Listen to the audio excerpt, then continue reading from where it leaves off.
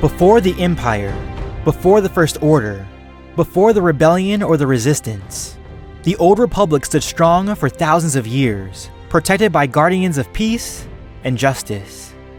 These Jedi Knights of the Republic were in their twilight, but they were also in a golden age, turning out the best their order had seen. Their council consisted of, but was not limited to, some of the greats, such as Grandmaster Yoda, Mace Windu, Obi-Wan Kenobi, Ki-Adi-Mundi, and Depa Billaba. Ki-Adi-Mundi's start in the Jedi Order was a bit unorthodox. While most Jedi initiates were taken as infants as young as a few months old, Mundi was recruited at the age of 4. This exception was made possibly because of the influence his recruiter, the infamous Dark Lady Anya Kuro, had amongst the Jedi Order, and she would be proven correct in her judgment of potential.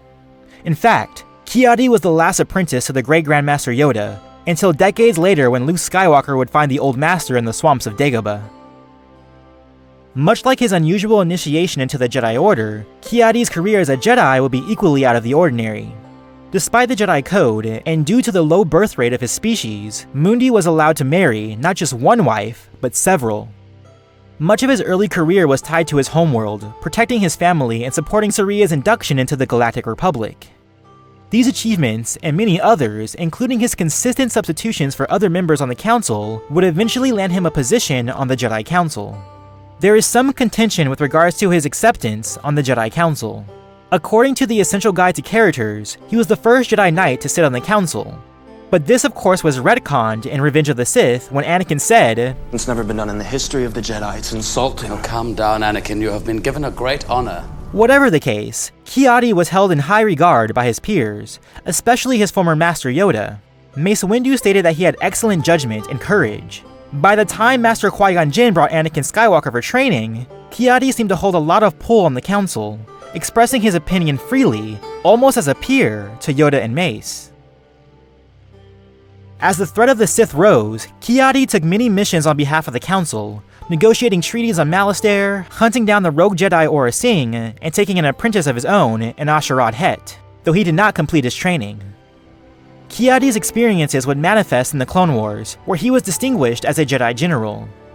Tough, steadfast, and with no quit in his character, Mundi was regarded as one of the more formidable Jedi Masters of the Clone Wars, participating in 2 battles of Geonosis, surviving the grueling Battle of Hypori, and the engagements on Jabiim and Bos Pitti.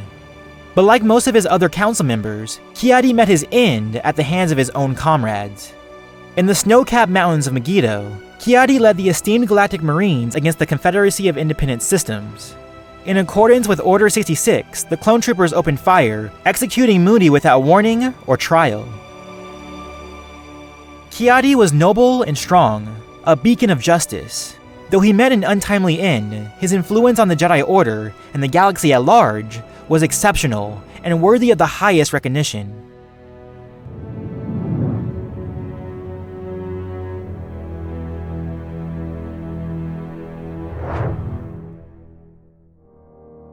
Roughly 2 decades after Mundi's birth, in the mid-rim regions of the Galactic Republic, a Chaloctan transport was boarded by pirates. The transport carried a small family unit of 4, a pair of parents and their 2 daughters. The pirates were merciless, killing the adults before turning their attention to the infants. By chance, or by will of the Force, Jedi Master Mace Windu came to their rescue, dispatching the pirates. Sensing the Force in the girls, Master Windu took the infants back to the Jedi Temple, where they were renamed as Sar Labuda and Depa Billaba. The sisters grew up in separate Jedi clans, but Depa distinguished herself as a most promising Jedi prospect. After passing her Jedi Initiate trials, Mace Windu took an interest in her training, choosing her as his first and only Jedi Padawan. Depa flourished under Mace Windu's tutelage, increasing her skill and deepening her knowledge of the Force. Windu was so confident in her abilities, he taught her the ways of the untested lightsaber form, Vaapad. It was perhaps the most difficult lightsaber form to master, both in its physical requirements and its mental demands. The fact that Windu taught Depa at all at such a young age speaks to her advanced capabilities. After a short few years, Depa was promoted to knighthood, an achievement that Windu would hold close to his heart. For most of her knighthood, she rediscovered her roots, traveling to Chaloctan, where she studied the teachings of the Adepts. After a short time, she received her lesser and greater marks of illumination, which would decorate her face for the rest of her life. This accomplishment led Billaba to study the ways of the Jedi Consulars, interested in augmenting the powers of her mind. It was no shock to Mace, or any other Jedi Master, when Depa Billaba was elected to the Jedi Council as one of its youngest members in its history. She was regarded as one of their best lightsaber duelists, and some referred to her powers of enlightenment and empathy as second only to Yoda. Depa was on her way to becoming one of the most powerful Jedi Masters of the Order, that is, until the dark cloud of the Clone Wars shrouded the Galactic Republic. In many ways, Depa was the first major casualty of the war. At her former master's request, she led the battle against the CIS forces on his homeworld, Harun Kal. After months of no contact, Billaba finally sent a message to the council, but she was deranged, broken, and mad. The world was steeped in the dark side, and Depa had fallen. It was up to Mace to bring her back, but he was ultimately too late. The summertime war of Harun Kal did its damage to his former apprentice, and she was wholly corrupted. Overwhelmed by what she had done, she attempted suicide. Ultimately, her attempt was unsuccessful, but Depa fell into a comatose state, with no indication of coming back. Near the Clone Wars end, Depa returned from her coma. She retrained and took an apprentice of her own in Caleb Dume, later known as Kanan Jarrus. With the help of her new Padawan, she was finally finding balance with her life again.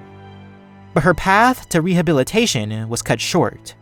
After a successful battle on the planet Kaller, Depa sensed the betrayal of her clone troopers. She warned Caleb to run away while she defended against 24 of their comrades, taking down 8 before they shot her down. Though Depa's Jedi career was sullied by the torments of the Clone Wars, she was still one of the most enlightened Jedi of her age, extremely capable in her martial skill, and deeply attuned to the nature of the Force.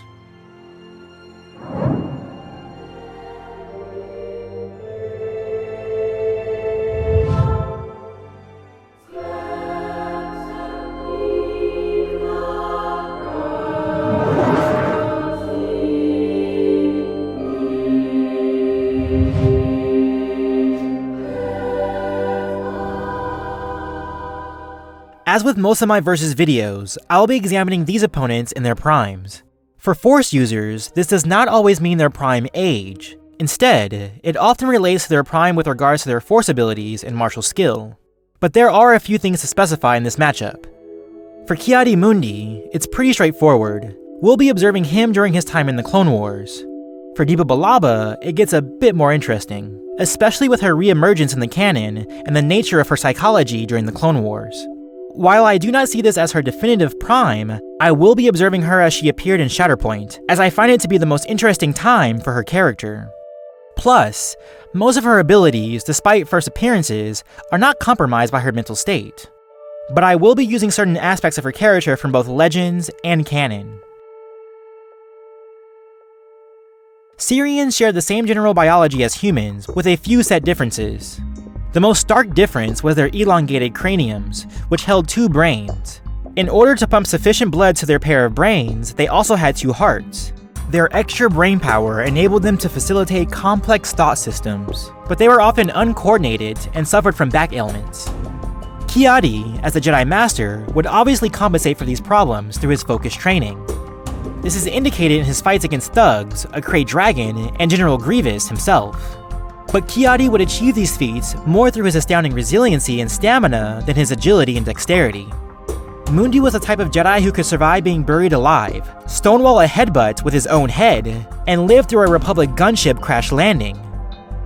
That's not to say that he was without achievements in speed.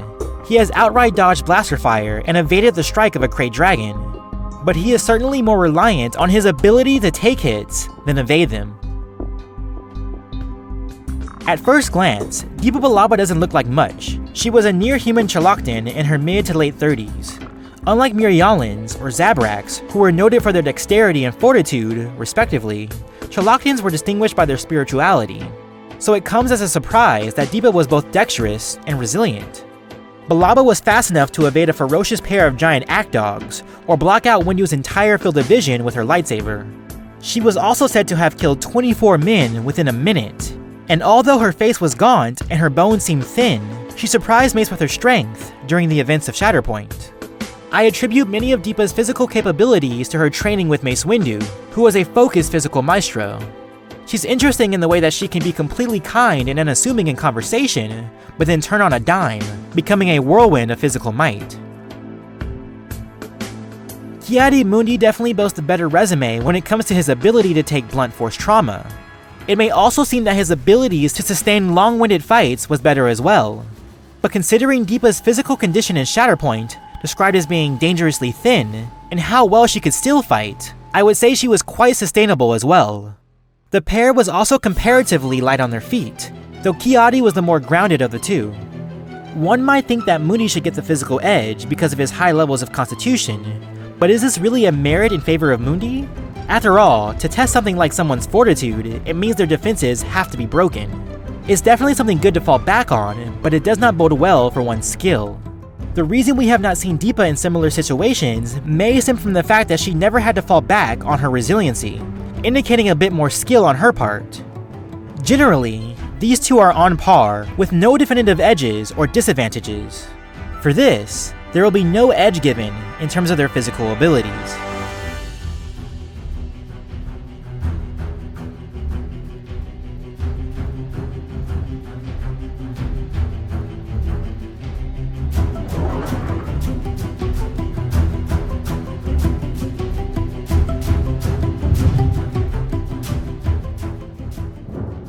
Ki-Adi-Mundi is without any significant accolades with regards to his Force abilities, but Mundi has displayed his abilities with the Force on several occasions.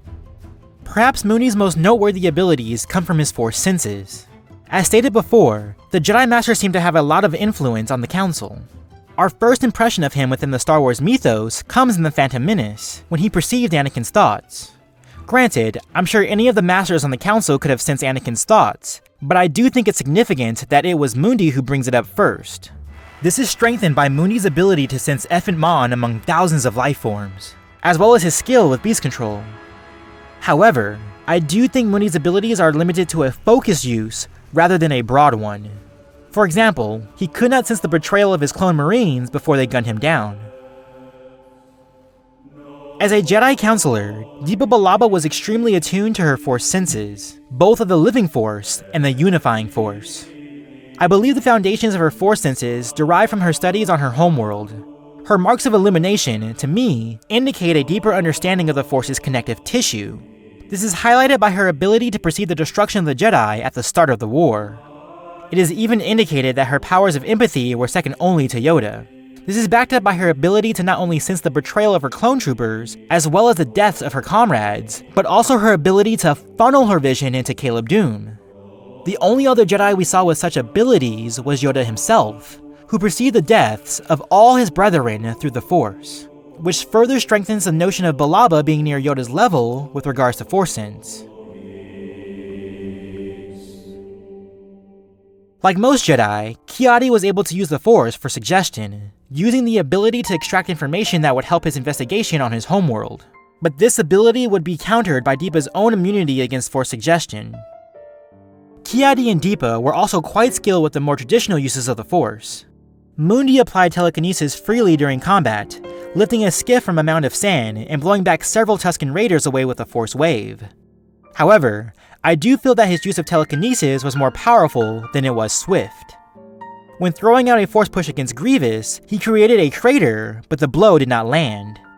Mundi also had a talent with Force healing techniques, though he seemed to be rather intermediate with the practice. It is likely he learned this ability from his would-be master, Anya Kuro, who could heal herself in a matter of seconds.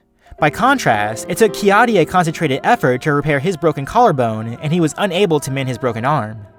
Like Mundi, Depa also had a skill with healing techniques, though I believe hers was intermediate as well. She also held a skill with the more traditional uses of telekinesis. During the final battle of Kalar, she is displayed throwing back groups of battle droids with a Force wave. But what is more interesting is that it seems her combative skill extended to her Force deflection. While not uncommon to Jedi Masters, it was an ability that suggests a higher knowledge of the Force. I do not believe Depa's level of mastery was as refined as Yoda or Satil Shan, but I do feel she was on par with the likes of someone like Kenobi. With regards to Depa's Force abilities, the largest piece of discussion comes to her fall to the dark side. Why did it happen? Did it affect her abilities to skillfully wield the Force? Personally, I feel it was her strong abilities with empathy that led her down to the dark side. The darkness and turmoil of the Summertime War slowly broke Depa down because she was highly sensitive to emotional input. And because of her empathy, her ability to be attuned to all those around her, the jungle swallowed her whole. This definitely does not bode well for her abilities to control her empathy, but at the same time, it does speak to her immense connection to it. And though she did fall, none of her skills, especially that of her battle mind, were compromised, remaining an effective fighter. Comparing these two is interesting. A lot of what makes them special was their sense abilities. Haha, I didn't even realize, that's kind of like a pun. Get it? Sensibilities? I didn't even realize that, I just read that right now. But Depa's sensibilities are more impressive. Ki-Adi was highly perceptive, but he had to funnel his attention to be effective. Depa, on the other hand, had a broader power with her senses, whether they were focused or not. By that same token, her senses, and by extension her empathy, has led her down to the dark side. But unlike some dark side users, the use of the dark side did not seem to depreciate her skill. Both Billaba and Mundi use force healing, most likely to similar effect. And though Ki-Adi had a skill with force suggestion, Depa's own powers were crafted to negate such abilities. Billaba has a clear advantage with her force senses and her battle mind abilities, though they may be mired by her fall to the dark side. Considering that none of Bilaba's skills seem to be jeopardized by her use of the dark side, I do favor her effectiveness with these advantages. However, Ki-Adi does hold a more practical advantage with his telekinesis, even if his use of it was blunt. He was not tactically inclined like Galen Merrick or Darth Vader, but he has displayed great power. Depa could certainly defend against Ki-Adi, using her superior force senses to predict his attack sequences, but she has not demonstrated an ability to retaliate. Force deflection and immunity to force suggestion is all well and good, but she also needs to be able to fight back. Where she was passive, Mundi was proactive. For this, I would say Ki-Adi-Mundi gets the advantage for his force abilities.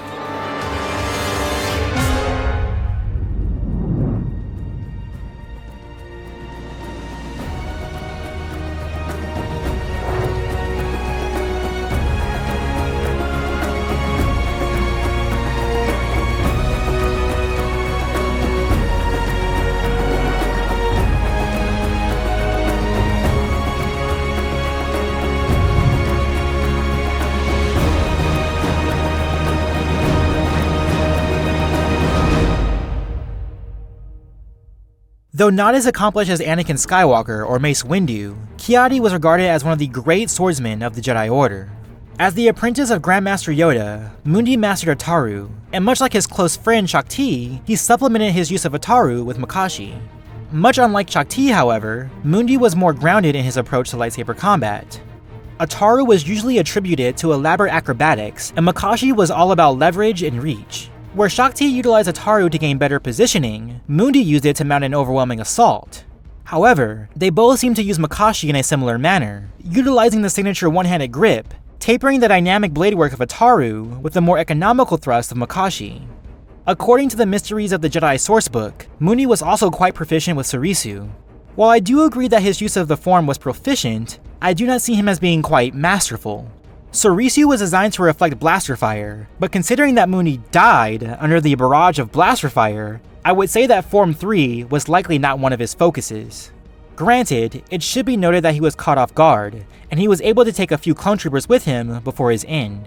What's more, he took little issue with deflecting blaster fire from battle droids during the war, and he held up against Grievous very well during the Battle of Hypori. Perhaps Mundi's most unique skill with his martial skill was his integration of hand-to-hand combat. I believe this is attributed mostly to his use of Ataru, a discipline with a specific focus on using the entire body as a weapon, not just a lightsaber. Ki-Adi has displayed these skills on several occasions, including his fight with the droid FLTCH-R1. Say that 3 times fast. Mundi has also incorporated grapples and throws into his unarmed combat. All in all, Mundi was a well-versed duelist, if not the very best. He had all his bases covered with the natural ascending use of Form 2, 3, and 4. It's worth noting that Grievous focused most of his attention on the Jedi Master, and when Ki-Adi fought Asajj Ventress, she stepped away from the engagement. However, Mundi has been criticized for his hubris and his lack of humility. Though this would make him a very effective commander, boosting morale through his own courage, he would often throw himself into situations where he was clearly outmatched. Instead of stepping back and reassessing, he pressed forward with unquestioned valor. Depa Billaba was regarded as one of the top swordswomen of her order, rivaling the technique of Master Windu. In fact, her lightsaber technique was so highly developed that Mace was confident enough to teach her the complicated movesets of the final form of lightsaber combat, Form 7. To the Sith, Form 7 was a culmination of lightsaber combat. To the Jedi, Form 7 was something to be feared, almost avoided altogether.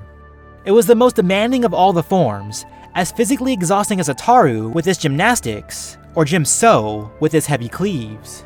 But perhaps its most demanding attribute was its mental exertion. The Sith called the form Juyo, a form dedicated to primal instincts, unabated and unchained. Mace Windu called the form Vapad, a channel for those intrinsic emotions, restrained and controlled. Initially, it was Bilaba's higher state of enlightenment which would allow her to perfect the conduit of her emotions, using fury to bolster her performance but not letting it touch her soul. Ultimately, Billaba failed this aspect of Vapad when she allowed the jungles of Harun Kal to force her into insanity. But that was only one aspect of Form 7. None of her technical skill seemed to diminish. A prerequisite of Form 7 required proficiency in several other lightsaber forms. Much like Ki-Adi-Mundi, I believe she practiced Form 3 Surisu and Form 4 Ataru. Admittedly, Surisu mostly derives from her depiction in the new canon, but it also makes sense when you look at her character logically. She was a Jedi consular who was regarded mostly for her enlightenment, not her battle prowess. The passive approach of Surisu runs directly in line with her sensibilities, and her use of Ataru comes from her displays of integrated hand-to-hand combat, as well as its add-on form, Jarkai, dual blade fencing. Though highly speculative on my part, I also believe she practiced Form 6 Niman, mostly due to her title as a consular. This is further strengthened by an independent showing of the pushing slash technique she used during the Battle of Kalar. But at the end of the day, what does this all really mean? The point is that Depa was an extremely lethal fighter, despite her more passive facade. While Sora Bulk, another Vapad user who fell to the dark side, regressed into Juyo, becoming more sloppy and open to attack, Depa suffered less drawbacks. It was not so much that she became sloppier, her skill was still there. It was more a fact that her soul was in jeopardy. During the events of Shatterpoint, she was still able to slip in and out of Vapad, and it only overtook her when she had her final battle with Mace Windu, bolstered by the death and destruction surrounding the jungle. Yes, Mace Windu was extremely wounded and was not allowing himself to slip into Vapad, but he could not mount a defense at all, stating that Depa's strength was too overwhelming. The battle wasn't about her skills being compromised, it was about her inability to realize that she was going to kill the man who was like a father to her. It was about the loss of her soul, the loss of love. But as it stands, with a blade in her hand, Billaba was a force to be reckoned with, never to be underestimated. For me, the advantage of this round is clear. While I do favor Mundi's reserved yet strong style, I am not confident it would stand up to the might of Depa Billaba. Even when looking at their more passive use of lightsaber combat by way of Surisu, Depa has a leg up. While Mundi could only kill a pair of his clone trooper betrayers, Depa stood her ground against 24 and took out 8. It was only when she was distracted by Caleb that she was taken out. Granted, this feat does come from the new canon, while this examination of Depa is before her coma. Still, Deepa's main advantage comes by way of her Form 7 mastery more than anything else. It is a huge accomplishment when one can master the pure technique of the form. A novice, heck, even an intermediate user of the form, would be more a danger to themselves than their opponent. The fact that Billaba could be counted not only as Mace's equal, but possibly his superior in a technical sense, speaks volumes to her skill. This does not indicate that she was Mace's superior. He more likely would have defeated Billaba through a superconducting loop, compensating for the small technical skill gap. That all said, when it comes to Ki-Adi-Mundi and Depa Billaba, the Jedi Mistress gets the edge for her dueling abilities.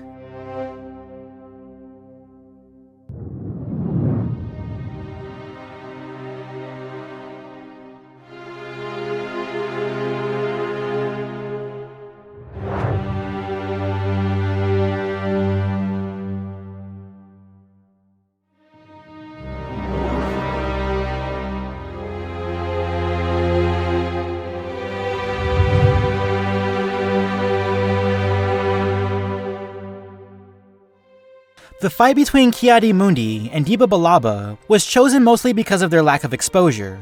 It's interesting that two council members of their caliber aren't mentioned more often in conversation or within the lore. Mundi was extremely valuable to the council, factoring into many of their most pivotal decisions. Depa was possibly the most dangerous swordswoman of the Order, and had it not been for her failure early in the Clone Wars, she could have gone on to be one of the very best. Let's set up this fight. Let's say it takes place on Jabba's sail barge. As a final tally, I would say the advantage to the victor goes 7 to 10. The following is a hypothetical battle of 1 majority victory. The fight would start out as a standard lightsaber duel, as neither fighter usually opened with their force abilities. It would be Depa who would hold the early advantage, slipping into Vapad. Ki-Adi-Mundi's use of Form 3 Surisu was proficient, but it was not masterful, and his guard would not hold up to Deepa's barrage. As we've seen from Mundi in the past, he would disengage, falling back on his use of the Force. Much like his fight with Grievous, he would use his Force-augmented jump to leap aside, and once he created distance, he would throw out a powerful Force push. But Deepa's superior Force senses would allow her to evade the telekinetic pushes. Quickly, she would re-engage Ki-Adi with another overwhelming assault. The fight would be brutal, mostly due to Mundi's high levels of constitution. Depa would surely break his guard, slitting his arms and legs with the edge of her lightsaber. But he would keep going. I can even see Mundi being able to land a kick or a punch against Depa, possibly even grapple her, though I'm less confident in the latter. Bilaba's assault would be far too fast to attempt a grapple. Still, many of Ki-Adi's kicks and punches will be traded with Deepa's own. The fight would be closer if Ki-Adi's use of the Force wasn't so blunt. He favored his ability to push through and hope for the best a bit too much. While he did hold a slight advantage over Depa by way of his practical Force abilities, she held a much more significant advantage over him with her lightsaber. What's more, Deepa's own defensive use of the Force would give her enough time to utilize said advantage. In short, Mundi would keep Billaba busy, but that would be it. Eventually, the advantage would clearly fall to Depa. She would continue hammering Ki-Adi with overhead cleaves. She would twist and turn her blade around his defenses, stabbing through his guard. And in the end, she would find her mark, whether by way of a crosscut across his torso or a stab through his gut. And thus, I declare Depa Billaba, the Enlightened One, the Mental Maiden, the victor. Of course, this is all my opinion based on my interpretation of the lore. Do you agree that Depa would take the majority? Or do you believe that Mundi stood more of a chance? Please leave your thoughts and comments below. Peace, love, and may the Force be with you. Always.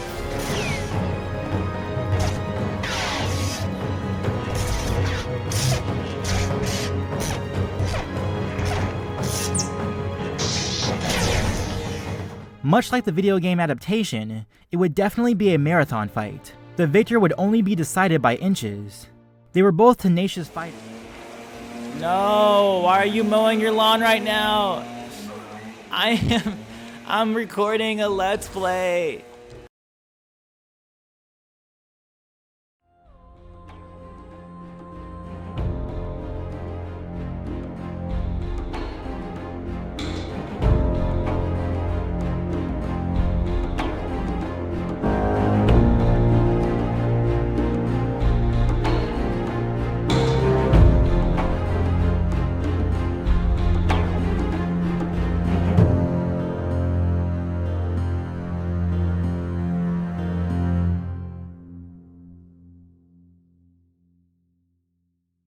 Wow. Using the ability to extract information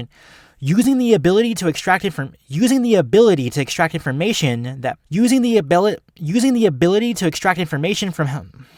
I'm so sad. I'm so. Yeah, that was gross. Oh god, that was gross. The pair was comparatively.